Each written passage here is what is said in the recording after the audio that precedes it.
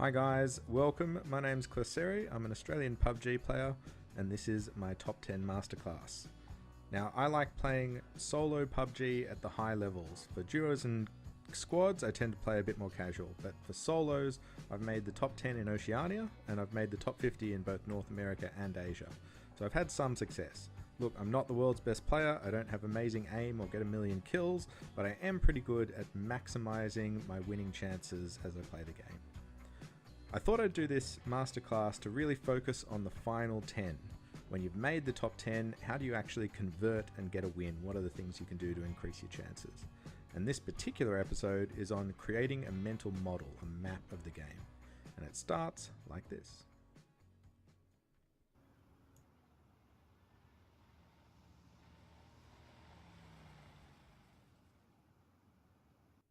Okay, now some of you might have caught his head as he jumped out of the buggy, but everybody could hear the noise, right?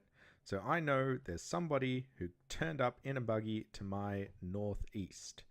Now my mental model is represented here, right? The blue is the big blue at the moment. That's where outside I'm getting hurt by the blue gas or electricity or whatever you want to call it. Green dot is me, red dot is that guy. So in my mind, I know where nobody is except for this one guy who just got out of the buggy.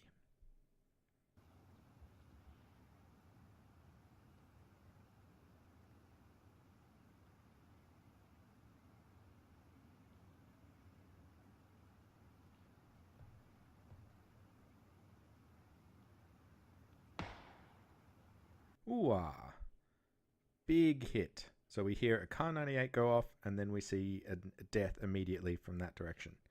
Now you have to start thinking, how does this fit into my mental model? What's the story that I can tell that sort of makes sense of that new piece of information? And I think it's pretty clear. I think the guy in the buggy got out, ran to a tree or a bush, didn't realize that there was somebody right there who shot him in the head. So I've represented that in my mental model by saying now there's a dead body up there, but there's a new enemy I didn't know about.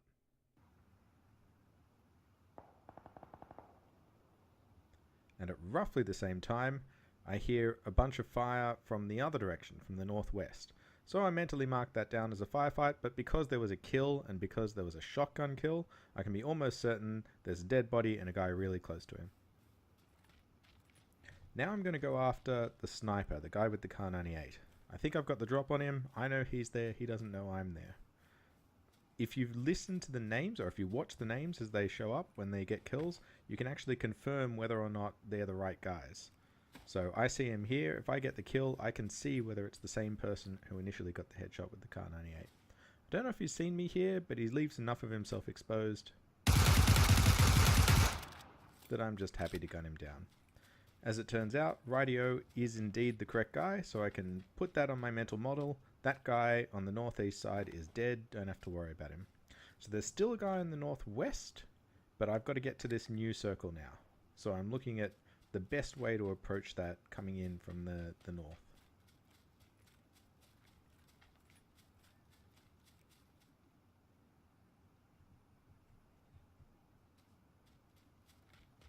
It might seem that this mental model stuff is things that you do anyway, and it kind of is, but the key thing is to be really conscious of it, to think about it, and to use it. So if I know that there's a guy in my northwest, that's where I'm going to spend the majority of my time looking. A lot of people sort of register that there's somebody in the northwest and then forget about it after a little bit of play. But I'm thinking this whole time, not only is there someone to the northwest, but they've heard me shoot the guy I killed to the northeast. So I'm heavily biasing where I'm scouting up to that direction.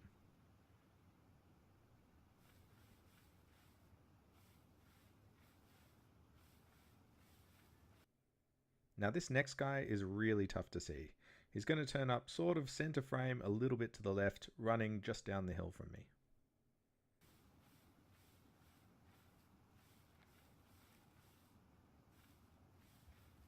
And there he goes. Okay, great. I marked that on my mental model. I'm thinking, okay, there's a guy sort of on the northwest of the new circle. But chances are it's probably the guy who was on the edge before. So really, I'm just saying the guy who was in the northwest before has now come directly at the circle. That makes total sense. I go for a speculative grenade here. I'm not sure that I love this grenade.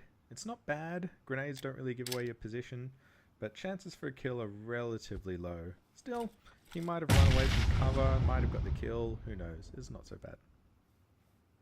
Okay, I think he's somewhere to my south. I've still got to get into the circle.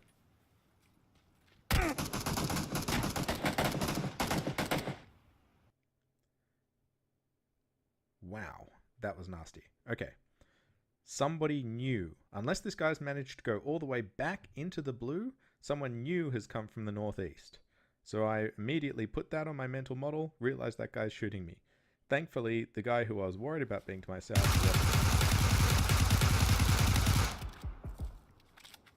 Did you hear those silence shots at the end there? That means that the guy who I initially saw south has now moved positions. He's now more to the due north of the circle, and he's still there. So all I need to do is just wait for him to show himself, and there he goes. Not sure if the Kar98 is the best weapon there. It doesn't actually get a kill on a full health person with a full health level 3 helmet, but okay, I used it. The only alternative was to try and shoot him down with an ump, and it's pretty easy for him to swivel into cover if he suspects where I am. And if I do hit him, even with a level 3 helmet, he's only going to be in a millimeter of health. Probably pretty easy to finish him off with the ump. Okay, mental model addressed all the people who I know about. I have basically taken care of. So even though there's 6 people alive, I don't actually really know much about what's going on.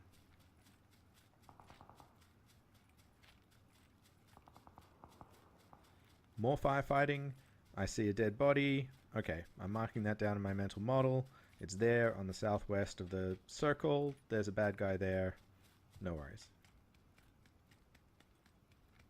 So I know where I am, and I know where one other guy is, and believe it or not, absolutely nothing happens for this whole next circle, so I'm just speeding it up for you here. I'm moving in from the north. I tend to go north and then around to the east. That's happening all the time.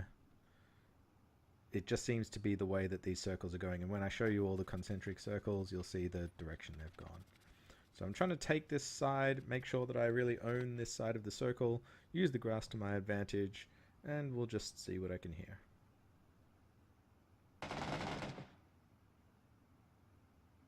Whoa, okay. Sharp fire to my south. I know that the guy to the southwest has come in to that side of the circle, or chances are that's where he's moved. So I assume it's either him or his friend. Sorry, it's either him there getting the kill or getting killed. If I'd paid attention to the names, I would have known that he actually got killed there. So there's probably somebody who was already in the circle who managed to knock him off. Whoops, there's somebody dying outside of the blue. I'm almost certain that it's not the guy who got the kill before, so I'll just assume it's somebody somewhere in the blue. I don't know. The only time you really pay attention to who it is if somebody gets a kill and then immediately dies to the blue or something like that. That can help you with your mental model. As it is, there's 3 people left, and I have a really good idea where one person is. They're right on that south-southwest sort of side. Okay, cool.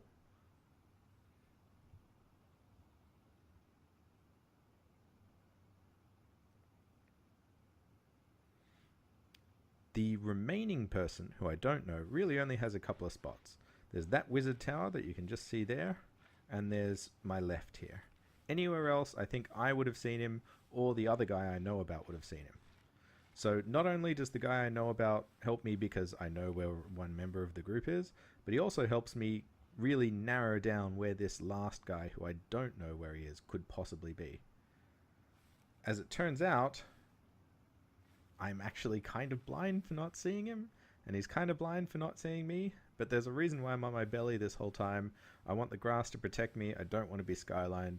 If I'd run over this hill, even with a crouch run, I was dead for sure. If you haven't seen him yet, then you're as bad as I am, I guess.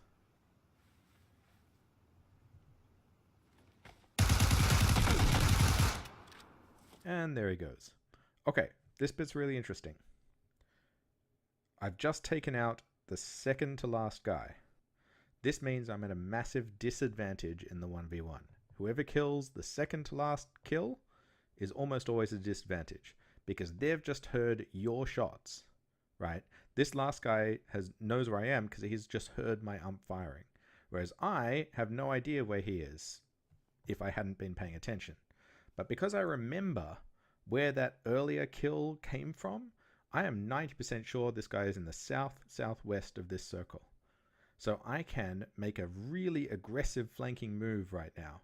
I can move hard to the left, which both means that I'm not where my shots are, and also means I've got a good chance to catch him unawares. And that's precisely what I do here. So I wasn't even looking that hard at the slope because I was so sure that this guy was going to be in this area of the circle. And bang, there he is. Again, frag grenades are great. They're really stealthy. Hard to know where they come from. Get up and follow up the shot. Don't actually know if shooting there was the best option. Would have been relatively easy to not get the kill, and then I didn't have any cover to hide behind, so maybe a mea culpa there, I don't know. As it is, he went down. I can't complain too much. And the grenade does sort of create a chaos ball sort of scenario where people move out of cover, they act in weird ways, they can occasionally get blown out of cover. So, you know, I don't mind taking the shot there. This is how the mental model ends up. Pretty crazy, huh? I actually had a really good idea of where all 10 people were when I started with just this bit of information. So maybe try being really active in your games with creating a mental model of the map and see where it takes you. And just one final bit of advice for you guys. It seems like the Molotov does this, right? Throw it and then boom, a bunch of fire happens. Let me tell you, a Molotov actually does this. It points a big glowing parabola that says, "Look at me, I'm right here." Honestly, the whole arc of the Molotov is lit up in fire. It's glowing, it's orange, it's super easy to see, and every man, woman, and dog on the map will know exactly where you are. The Molotov is slow to use, it's low damage. It is not something that you should throw speculatively in the top 10. Trust me. Especially not in the open, where you can just casually move away from where the fire is. A frag grenade, on the other hand, is nearly silent.